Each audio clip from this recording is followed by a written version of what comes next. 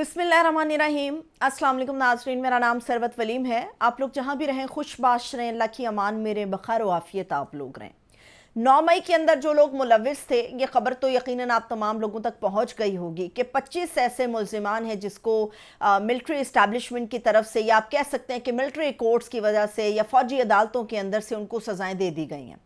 और ये सज़ाएं जो हैं एक लंबे अरसे से मुलतवी थी, और ख़ास तौर पे दिसंबर के अंदर ही सुप्रीम कोर्ट ऑफ पाकिस्तान का ये फैसला कि मिलिट्री कोर्ट्स के अंदर सिविलियंस का ट्रायल हो सकता है, और उसके फ़ौरन बाद चंद दिन के बाद हमने देखा कि ये सज़ाएं जो हैं ये 9 मई के मुल्ज़िमान को मिल गई, और बाकायदा उन्होंने पूरे सबूतों के साथ वीडियोस जारी की हैं कि ये वो लोग हैं जो 9 मई के अंदर करता धरता थे, और इन लोगों को जो है वो सज़ाएँ दी गई। ज़्यादा से ज़्यादा 10 साल की सज़ा सुनाई गई है।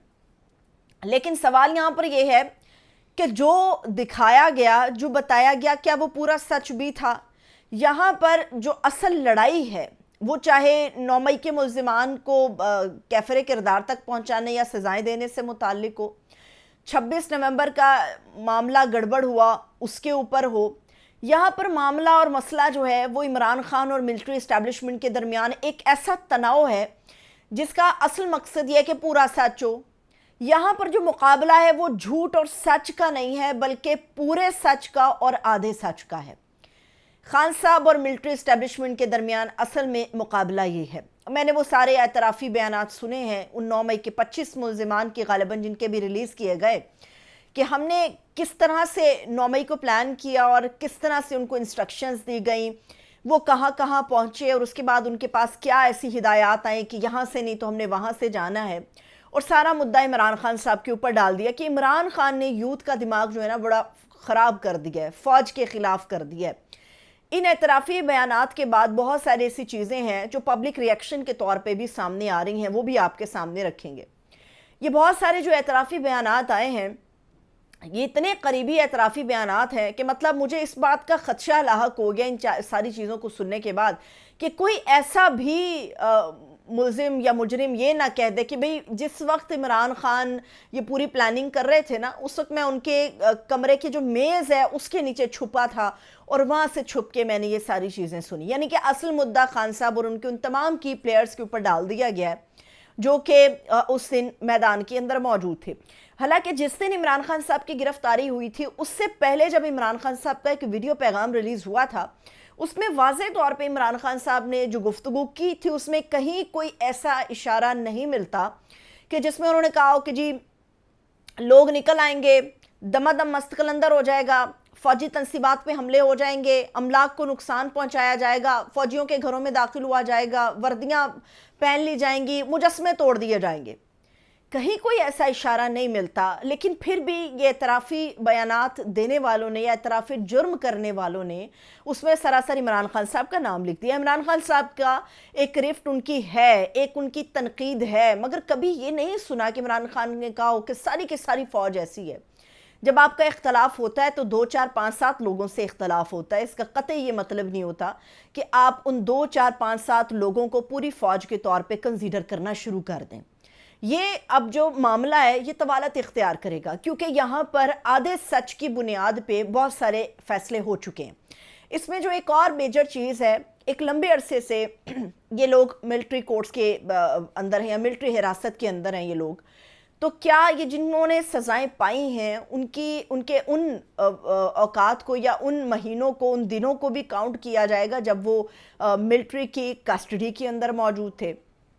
बताया जा रहा है कि 2 या 3 साल तक जिनकी सज़ा है वो लोग तो शायद अपील करके निकल जाएंगे। लेकिन सवाल ये उठ रहा है कि 10 साल कैद बामुशक्कत की सज़ा किस कानून के या किस इख्तियार के तहत है वो सुनाई गई है।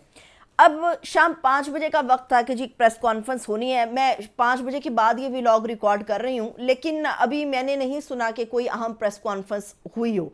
ये प्रेस कॉन्फ्रेंस सलमान अकरम राजा साहब की तरफ से, उनके साथ 1-2 और मज़ीद लोग हैं जिनकी तरफ से होनी थी।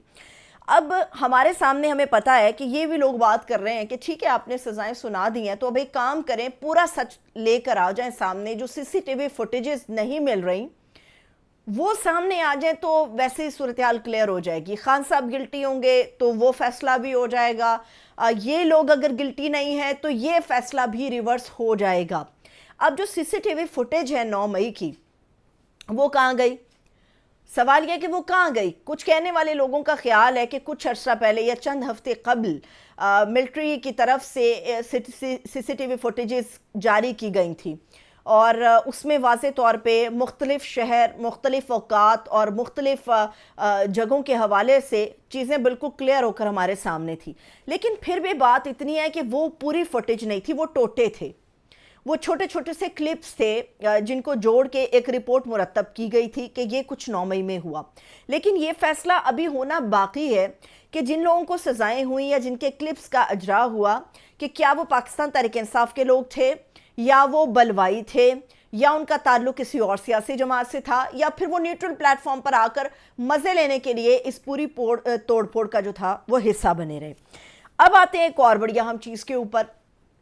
کچھ عرصہ پہلے IG پنجاب نے ایک پریس کانفرنس کی تھی. اب اس پریس کانفرنس میں انہوں نے پورا ڈیٹیل ایک نیٹ ورک پکڑا تھا، بالکل ویسے جیسے دہشت گردوں کا نیٹ ورک پکڑتے ہیں، جیسے کبھی لشکر جنگی کا نیٹ ورک پکڑا گیا ہو، جیسے TTP کا نیٹ ورک پکڑا گیا ہو. تو انہوں نے بڑے تانے بانے جوڑ کے ایک پوری پریس کانفرنس کی تھی کہ کیسے خان صاحب سے کالز کنیکٹ ہوئی. غالباً 214 کے قریب کالز تھیں. ان کے اندر مختلف پارٹی کے رہنما تھے جنہوں نے پوری پلاننگ کی کہ ہم نے 9 مئی کس طرح سے کروانا ہے اور اس کے کس طرح سے ہم نے 9 مئی کو کامیاب کرانا ہے. ان میں جن لوگوں کو شامل کیا تھا IG پنجاب نے، اس کے اندر ڈاکٹر یاسمین راشد صاحبہ تھی، حماد اظہر ان کے اندر شامل تھے جو کنیکٹڈ تھے خان صاحب سے 9 مئی کے حوالے سے، میاں محمود الرشید اس میں شامل تھے، اعجاز چودھری تھے، اسلم اقبال تھے اور محمود راز تھے. اب یاسمین راشد ہوں، حماد اظہر ہیں، وہ مفرور ہیں. یاسمین راشد جو ہیں وہ جیل میں ہیں 1.5 سال سے. میاں محمود الرشید جو ہیں وہ سختی کاٹ رہے ہیں جیل میں. اعجاز چودھری جیل میں. اسلم اقبال صاحب کا برا حال ہے.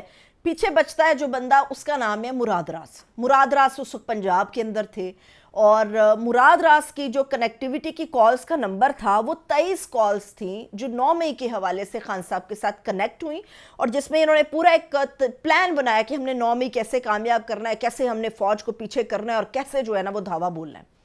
اب مراد راز بھی اس کے اندر شامل تھا. تو پھر ایک پریس کانفرنس کی گئی.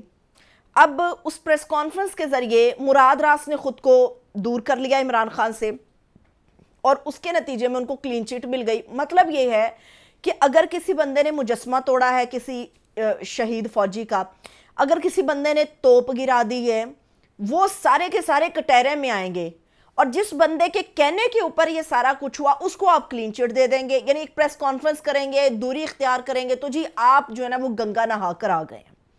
مراد راز گنگا نہا کر آ گئے. مسئلہ یہاں پر یہ ہے کہ اگر جو اعترافی جرم کے جو بیانات جاری کیے ہیں انہوں نے ملزمان کے جو ملٹری اسٹیبلشمنٹ کی طرف سے آئے ہیں، سوال یہ ہے کہ اگر انہوں نے بھی اعتراف کیا ہے تو معاف کریں نا، احتساب تو ایک بنیاد پہ ہونا چاہیے. یہ وہ سوالات ہیں، یہ وہ ریاکشن ہے پبلک کا جو ہمارے سامنے آ رہا ہے. جن پارٹی کے لوگوں نے پریس کانفرنس کی وہ گنگا نہا گئے، وہ پاک پوتر ہو گئے اور ان کو 9 مئی معاف کر دیا. فوج نے ان کو 9 مئی معاف کر دیا جن کی ایما کے اوپر یہ سارا کچھ ہوا، اور جن بیچاروں نے ان کی ایما کے اوپر یہ سارا کام کیا، اعتراف جرم جو ہے وہ بھی کرنے کے باوجود ان کو کسی کو 10 سال قید بامشقت، کسی کو 6 سال قید بامشقت، کوئی 8 سال قید بامشقت، تو ان کو بھی اعتراف کرنے کے اوپر معاف کر دینا چاہیے تھا. یہ وہ احتساب کا عمل ہے جس کے اوپر لوگ اب کوشچن ریز کر رہے ہیں کہ جن لوگوں نے یہ پورا پلان کیا ان کو تو آپ لوگوں نے معاف کر دیا، لیکن جو ایک عام سیویلین تھا وہ احتساب کے اس عمل سے گزارا گیا اور اس کو سزائیں بھی سنا دی گئی. اب کل اتوار ہے اور اتوار کی عمران خان صاحب کی کال ہے.